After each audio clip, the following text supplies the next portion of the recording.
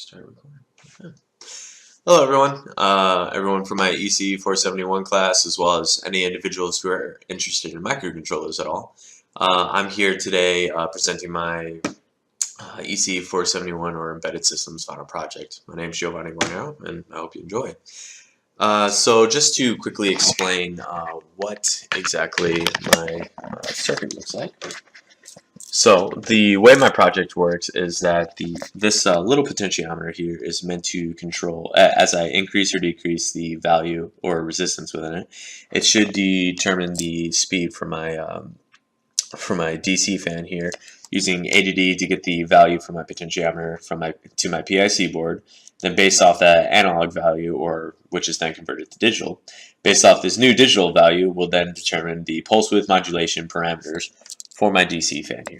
So anyway, starting at my power source, as you can see going in series here, the power source is supplying 3.3 volts through this red wire and this white wire to my PIC board, which is hidden underneath all these wires from my debugger, as well as supply power through this red and orange wires to my potentiometer, as well as supply common ground for my DC fan with this.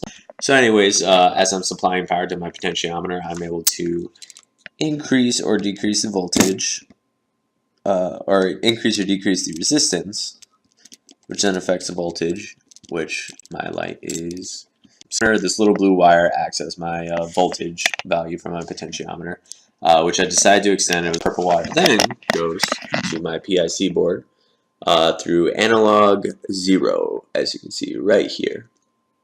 So anyways, this analog value is then thrown into my PIC, converted to data, it's converted to a digital value, which then based off that digital value will then determine the parameters of my pulse width modulation, which then the pulse width modulation signal is then sent through this second red wire here on the left, going all the way to my DC fan, which will then determine the speed of my fan.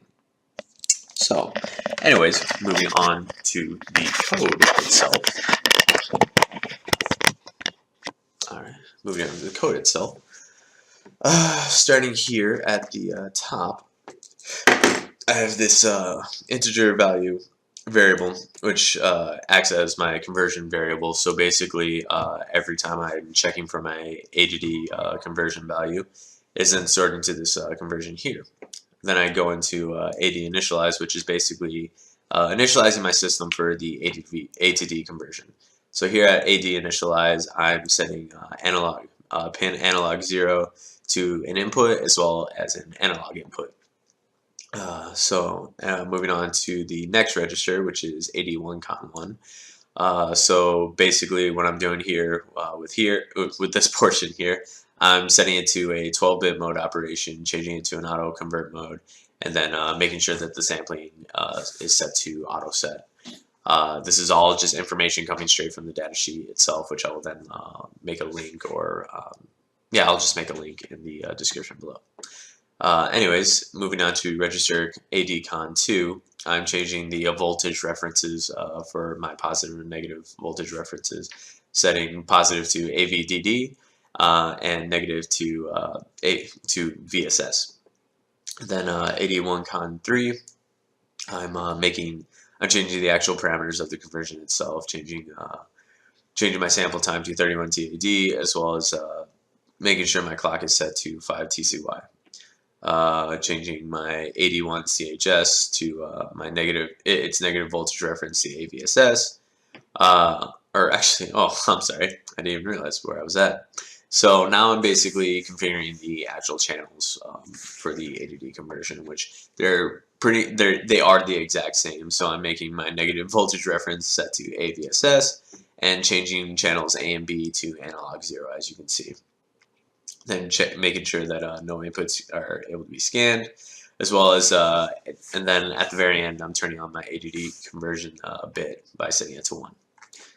Moving back up to the top of my code, I'm then using pulse width modulation initialize, going back down to the bottom here. With pulse width modulation initialize, I'm basically setting R15 pin, which was that little red wire, where that little red wire was I was showing you at the very end of the circuit itself. That's a pin where it's going to be outputting the pulse width modulation signal. I'm resetting my OCCon 1 and 2 just to make sure everything's clear, that we don't have any problems or issues along the road. And then I'm using these three, technically 4 or even 5. So pretty much most of this initialization process is done by the MCC, which is a code generator. So all these 3 functions, as well as these 2 functions here, were all created by the MCC. So just to quickly go over those. So OC1 initialize, looking up here. So basically what OC1 initialize is doing, it's initializing my output compare, which allows me to create a pulse width modulation signal. So anyways, I could sit down and read through all these settings right here, but I'll just end up like highlighting these for you. Again, I didn't write any of this code itself. I just used the GUI from the MCC, which then created the code for me. So I didn't really have to do much work as far as this goes. I'm then setting my OC1R and OC1RS to 0, and then returning back to my main. Then timer 2 initialize, which I need a timer in order to do my output compare for pulse width modulation. I'm initializing my timer as well as starting it, which I will show you right here. Let's start. So basically start, as you can tell, I'm just turning on the timer itself, which initialize, again, I just ended up using the GUI. I didn't write any of the code myself. So basically I'm setting the period and frequency, setting the period to 0, setting my frequency to 4 million hertz, which is quite big. I might want to change that at some point. But anyways, these are just the initialization values for my output compare. Going back to my main.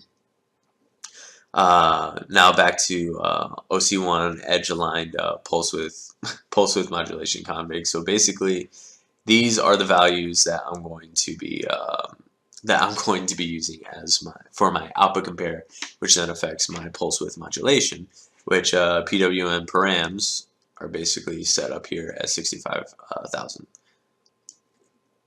So anyways, I'm just offsetting these just in order to get a compare, and setting those values for my primary and secondary compares within my output compare, which I will just show you the function itself right here. Was it edgeline, right? Yeah, edgeline config. So basically I'm just setting my primary and secondary values for my OC1R and OC1RS. And then, as I mentioned, OC1 start is as it sounds. I'm just starting the output compare itself. Going back to my main, going back to the top of my main. After I'm done initializing everything, I'm using this compare cycle Boolean value to basically check to see if my output compare is complete or not. It's just a variable to check this.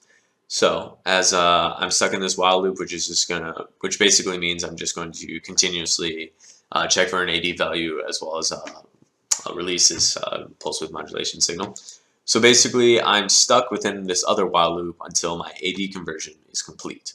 It's going to keep checking. It's going to keep going until this AD value is found. Then once I have this value and I move on to the next step, I'm storing that value into my conversion itself by calling ADC1 conversion result get. It's another MCC function which just basically returns the converted AD value.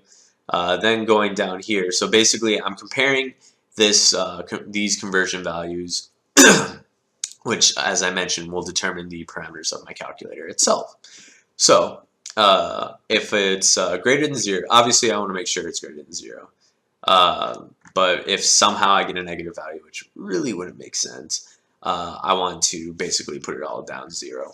But anyways, so I'm making sure it's greater than 0. These NOP functions, as you see, basically do nothing. They're just meant to act as good breaking points for when I need to debug, but I decided to keep them here just to show that I was debugging each and every part. So anyways, I'm checking this conversion value, making sure that it's checking to see if it's within or below certain values, which will then determine the parameters of my calculator, or of my pulse width modulation. So anyways, so I'll say I'm within this specific range, so my conversion value is below 1000. I'm then going to be storing or checking if my comp cycle is complete or not. If it is complete, then I want to go into this function here, stop my output control, then reset my pulse width modulation parameters themselves, then start it all over again, and so on and so forth. I'll have different values for the different values of the conversion itself. And then I put this just here just in case by some weird chance I end up getting a negative voltage value.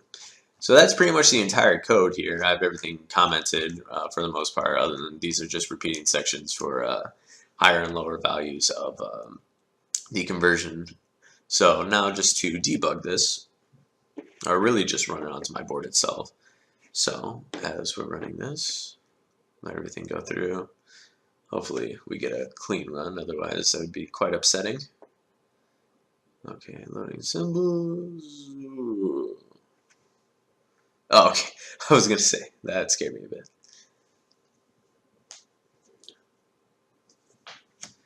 Alright, now it's just a matter of waiting, but hopefully this doesn't take too long. As I mentioned, just to reiterate, the main point in this project is to control the speed of this DC fan using my potentiometer. Unfortunately, just due to lack of time for the project itself, I wasn't able to get both. I managed to get both peripherals work, the ADC and the pulse width modulation, to work separately. But based like on my logic here, like in my code, it makes sense to me. I think it should be working, but unfortunately, they haven't been able to work together. But as I mentioned, both the pulse width modulation and ADD end up working separately. But now that everything is running, as you can see here at the bottom, running, I'm going to swap cameras here. Not swap cameras. Here we go. So, as you can see, my fan is currently running from the pulse width modulation signal. As I mentioned, the main objective of this project was that as I changed the potentiometer value, I wanted to get a faster or slower speed. Which is actually sounding like it is, which that would be great if I fix it without even realizing. No, unfortunately not.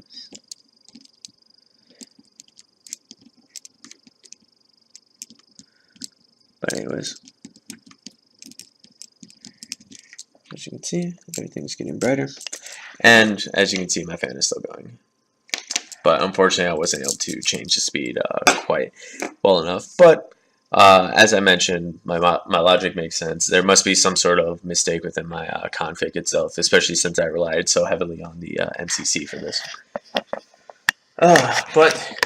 Anyways, to look back at the code and show that, so I showed you that my pulse width modulation is working for the actual fan itself. Now to pause, well actually let me swap cameras here, that's a different view. Just to show that my ADD is working as well, I'm going to, unfortunately you're not able to constantly check or dynamically check a ADC value, ADC conversion value. So as you can see here on the right side here, I have a watch set for my ADC1 buffer, which basically is where the which is where the output of the ADC conversion is exactly. So when I pause it, oh, interesting.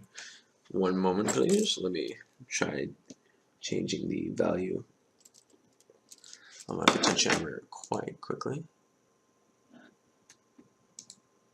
Okay, there we go. So now I actually have a value here.